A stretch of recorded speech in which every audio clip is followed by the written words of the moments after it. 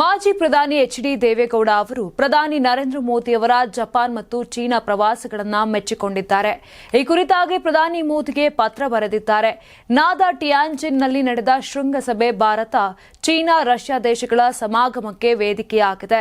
ಇತ್ತ Japan, China ಪ್ರವಾಸ ಕೈಗೊಂಡಿದ್ದ ನರೇಂದ್ರ ಮೋದಿಗೆ ಎಚ್.ಡಿ. ದೇವೇಗೌಡ ಪತ್ರ ಬರೆಯುವ ಮೂಲಕ ಮೆಚ್ಚುಗೆ ವ್ಯಕ್ತಪಡಿಸಿದ್ದಾರೆ.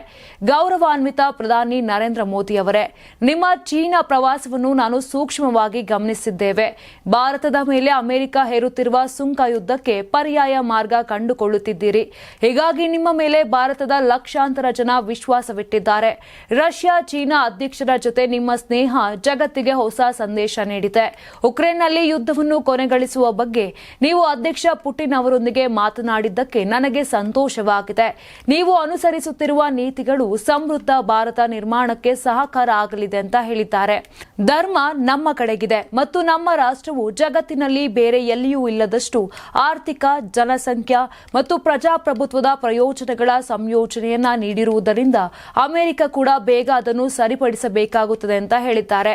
ಅಧ್ಯಕ್ಷ ಪುಟಿನ್ ಮತ್ತು ಅಧ್ಯಕ್ಷ ಕ್ಸಿ ಜಿನ್ಪಿಂಗ್ ಅವರೊಂದಿಗಿನ ನಿಮ್ಮ ಛಾಯಾಚಿತ್ರಗಳು ಮತ್ತು ವಿಡಿಯೋಗಳು ಜಗತ್ತಿನಾದ್ಯಂತ ಮಾಧ್ಯಮಗಳಲ್ಲಿ ತುಂಬಿ ತುಳುಕುತ್ತಿದ್ದು ರಾಷ್ಟ್ರಗಳ ಮುಖ್ಯಸ್ಥರ ನಡುವಿನ ಸ್ನೇಹವನ್ನ ಮೀರಿಸುತ್ತದೆ.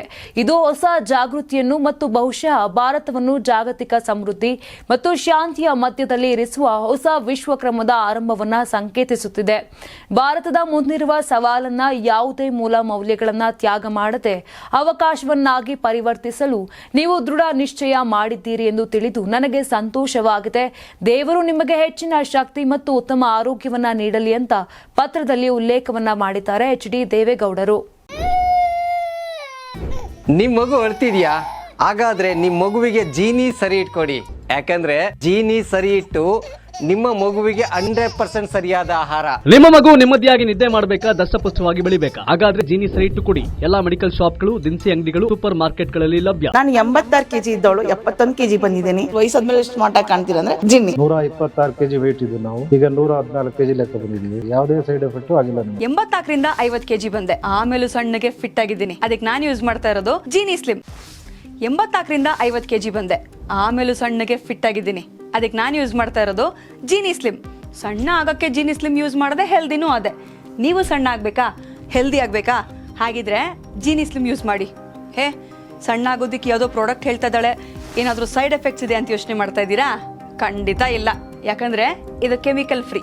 ಸಣ್ಣ ಆಗಬೇಕು ಅಂದ್ರೆ ಜೀನಿ ಸ್ಲಿಮ್ ಯೂಸ್ ಮಾಡಿ. ಹೆಚ್ಚಿನ ಮಾಹಿತಿಗೆ ಕೆಳಗೆ ಡಿಸ್ಪ್ಲೇ ಆಗ್ತಿರೋ ನಂಬರ್ಗೆ ಕಾಲ್ ಮಾಡಿ.